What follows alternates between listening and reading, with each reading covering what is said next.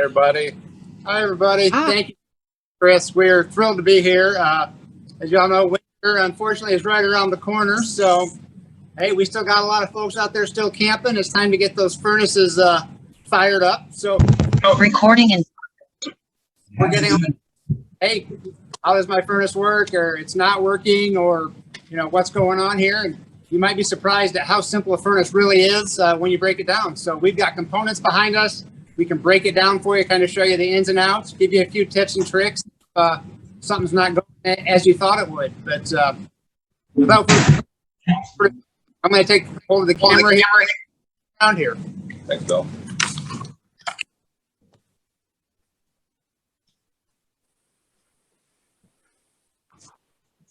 Everybody. So furnaces, we all have them. We love them when they work. When they're not, it's cold and we're cranky about it. It's not part of a system to deal with. It's actually very, very simple. That's not rocket science. There's only a few components involved with it, and often with some knowledge, you're able to get yourself up and running again. On our coaches, you're going to find anywhere between a 35,000 and a 42,000 BTU unit, depending on your floor plan. And everything. But note, whether it's a 35 or a 42, they're all hooked up the same way. Exactly. The ducts are all run the same way. So everything we're sharing tonight is going to be pretty universal. Indeed, across alliances and other people's as well. There's going to be a lot of similarities. There's nothing rocket science about this. It's a pretty simple unit, and it really starts with you go to fire up your thermostat. Nothing happens. First thing, of course, is the front thermostat. You're supposed to just cycle through it until it says heat. And then as long as the temperature that you have it set for is above the ambient temperature of the room, it's operating fine at that point. It should fire up the furnace. And Jim, and the Alliance coaches, the thermostat that's going to operate the furnace is either going to be the center thermostat, or on an avenue that has two ACs, it's going to be the rear thermostat. That's correct. There will only be one thermostat that will actually cycle through and have a heat feature. So the other one only for the air conditioner in that situation, though they look identical. So you should only have one thermostat that has heat displayed on the LCD display. First thing you're going to do, you're going to turn it on, and does anything happen? Do you hear a blower? Do you not hear a blower? That would be the first question. That's usually when people start calling me at that point.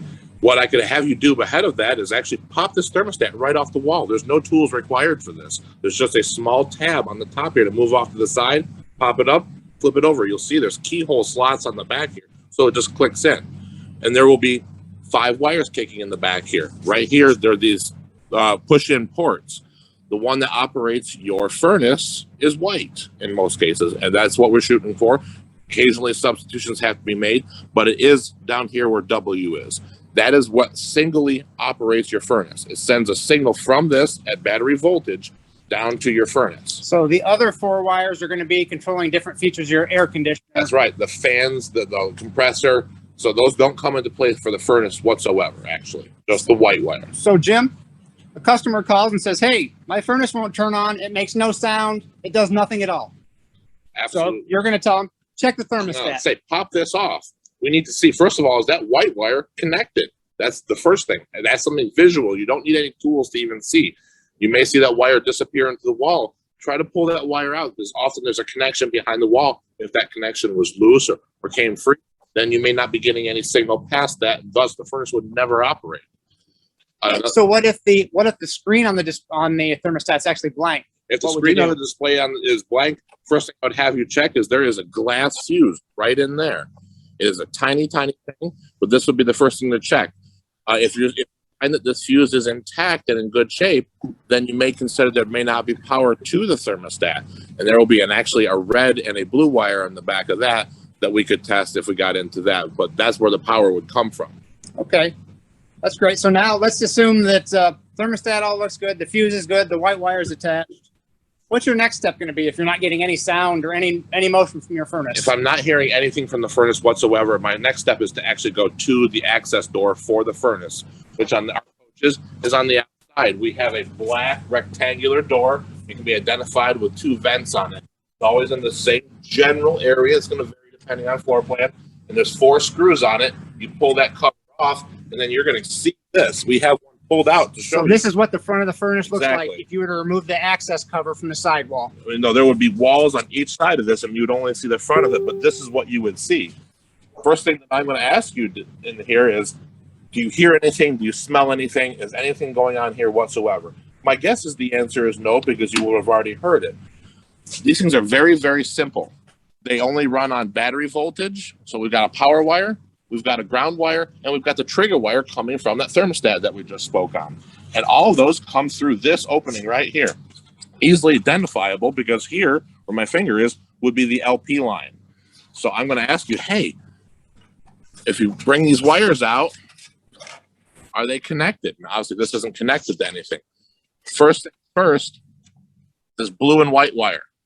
We do not utilize this. This should be capped. It should not be connected to anything. Jim, I get that question a lot. People get in there exploring the furnace and they'll see a wire that's not connected. So please capitalize on that. The blue wire not to be connected.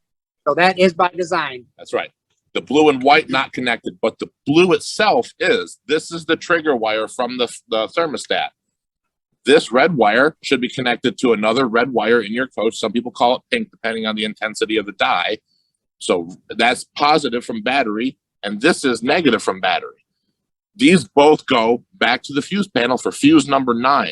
And that's another thing that's easily checked. You can make sure that you have fuse number 9. I probably should have mentioned that earlier. But for severe thunderstorms from Iowa to Texas to light is cold. That you can always swap it with another known good fuse just to test it to make sure. In general, that's not the concern that we see, but that's something to easily check. So I'm going to ask you to check these 3 connections down here. Are they solid? Are they made well? Or is something loose? Are we getting good electricity flow through them?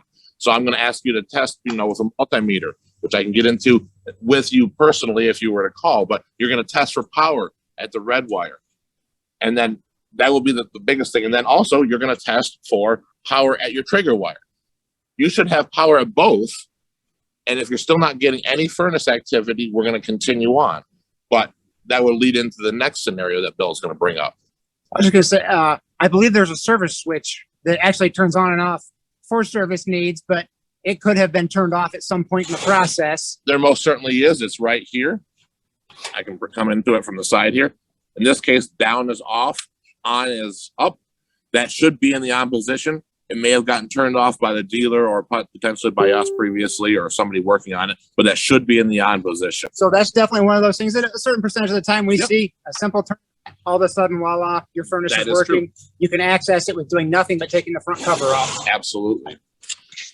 So if we have power at both the red and the blue coming in by right, the blower should be operating. If it's not, we're going to have to do a little more digging. Go into huge detail right now. But what we can do up here is if you had a meter and you had the ability to test this, I would be able to ask you at various points on here what could be tested in order to ascertain what's going on with your furnace. Some of these things that are, causing failure are very easily placeable, right? So you don't have to pull the furnace out of the coach. You don't have to climb back typically. Normally, we can figure it out up here. So, Jim, to answer the first question of, hey, my furnace won't turn on, it doesn't make any sound, it really doesn't do anything at all. Basically, a couple of things to check. You check the thermostat fuse. You make sure the white furnace wire is solidly connected. You verify that the service switch has not been accidentally turned off. Correct. Just simply turn it on if it has. And then thirdly, make sure that you have good connections at your blue, red, and yellow wires that are right on the front of the furnace. Absolutely. If you have power to red and blue, you should be able to continue on. We can continue on to the furnace. If you don't have power on blue, but your thermostat is set to heat, then you probably have a wiring issue between the thermostat and this furnace. It's not very hard to figure this out, and it would be relatively easy for a technician or some retail owners to change that wire out if need be. But all it can be at that point. Okay, Jim. So we've talked about now if the furnace does nothing at all, what can you check? There's kind of 3 things to look at. That's about it. So now the second main one is you get a lot of customers that, hey, my furnace blower turns on. I hear movement in there, but it shuts down within a matter of a minute or 2, and it's not blowing hot air. Absolutely. Okay, so we know we've got motion in the furnace. The thermostat's working. What's going on here? Absolutely. So, one thing I'll have when someone says that, they're like, well, I know I have LP, my stove lights, so I have to have LP, correct? Maybe. Maybe you do, maybe you don't. But what I'm saying is if you've changed your tank recently, or you've just taken delivery of your unit and you're just firing things up for the first time, if this has never been fired up, this needs to be purged. It's also very worthy of note, you don't always get a full tank of fuel, and you need to definitely know that you have fuel available for this. This takes a lot more fuel than your stove does and your water heater. Well, I know, especially for newer owners, it is often assumed that, hey, it's the first time I've used a coach, so of course I've got full tanks. We have to go through it a few times. Please do check it. Make sure you've personally filled the tanks to verify that they are full, because about half the time we find that it may have only had enough LP in it to run a stove burner. Stove burners take about 8,000 or 9,000 BTUs. Our furnace takes 42,000 BTUs. So an LP canister that's getting near the bottom may not have enough pressure. Enough juice to power your furnace. Absolutely. So that's just one of the obvious ones that can get easily overlooked and just assumed that you have a full tank. Absolutely. So again, if this is you swapped your tanks, you filled them up, everything's looking good there, you are still going to have to purge the air out of the system. So it's not unusual for a first-time operation, or maybe after the summer season, you try to fire this thing up and it doesn't fire up. You hear the blower operating, it turns itself off. Boy, something's wrong. You try it again. It may take a number of attempts to get enough the air out of the system and the propane into the burner to be able to light. So sometimes a little patience and a few more tries is not the worst thing in the world. It's free to do. It's very, very easy, and you're not going to hurt anything by doing so. Anywhere from 3 to 5 tries Indeed. Can be what it does. So in general, when we have a situation where we've got the blower operating, like Bill said, the blower's running, we've got the thermostat on, we know, first of all, that there's power and ground because the blower's running. That makes sense. We also know that the thermostat has the Traeger wire has gotten power to the furnace as well, because otherwise the blower would not have turned on. So we know we're good down to here, and everything else we're going to deal with was inside this box. The situation would ask you with a multimeter to do a couple of tests here. The first one I would be is obviously these connections. We already established that. Next, we're going to come over to this. This is a stale switch. You don't really need to know much of it. Yep. You don't need to know much about it other than the fact that it does signal control module to let you know that the blower is running and air is moving. So I would have you test on both sides of that.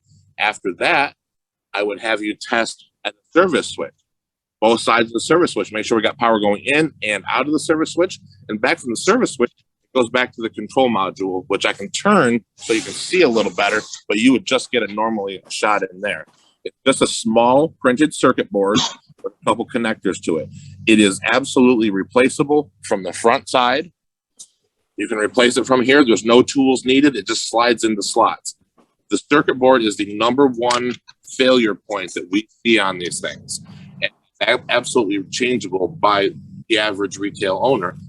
Not hard to get to, and all you have to do is remove it. We can send you another one, plug it in, and put it back in. From a service perspective, it's not one of the obvious answers that we've shared with you up to date. About 90% of the time, it's going to be the circuit board, which is easily replaceable. As Jim said, it's a credit card slide-in style circuit board. Beyond that, we're going to want a technician involved with it, because now we're dealing with gas supply and stuff like that, where we definitely want to make sure that we're getting somebody in there who's able to handle it, has experience and training in it. We don't want to create an unsafe situation for you using your coach down the road. Okay. Well, I think that answers the two basic questions of if your furnace is not operating at all, or if it's blowing but not blowing hot air. Correct. So then I think from there, the third most asked question is, hey, there's questions about, I'm getting good airflow to my bathroom or my bedroom, but I'm not getting good airflow to my kitchen island, or vice versa.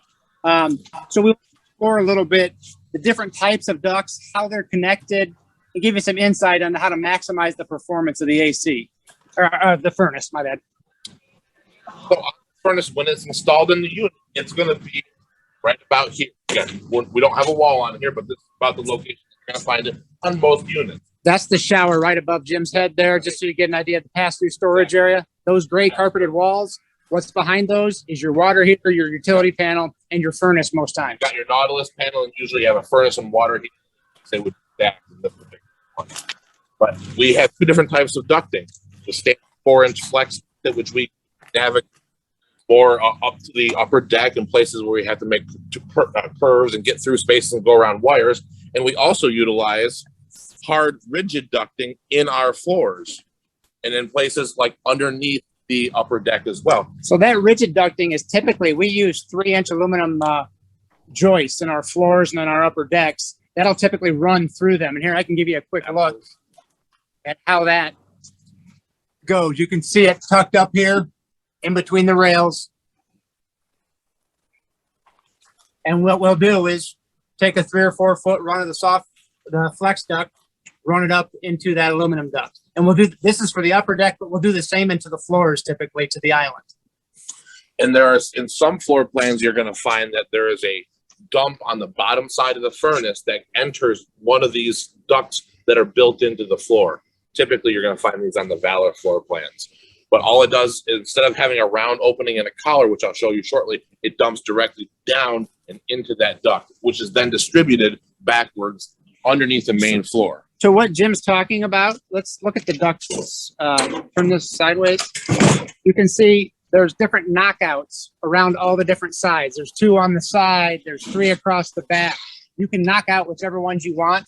And then on one side, that's what he's talking about, the big square opening. That would be a direct dump right into the floor line. So it just depends on application and space available for the furnace and how. In a situation where you ever want to add a duct, if there's extra knockouts that have not been knocked out, you would simply knock that out, and here's a collar. It's very, very simple. It's pre-made for this purpose.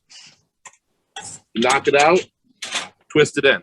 Just a spin-on collar. And then the duct work would go on using a standard 4-inch clamp and clamp it on, and you're able to move and get duct work elsewhere. So for anybody that's hooked up a dryer at their home, this is the same exact process.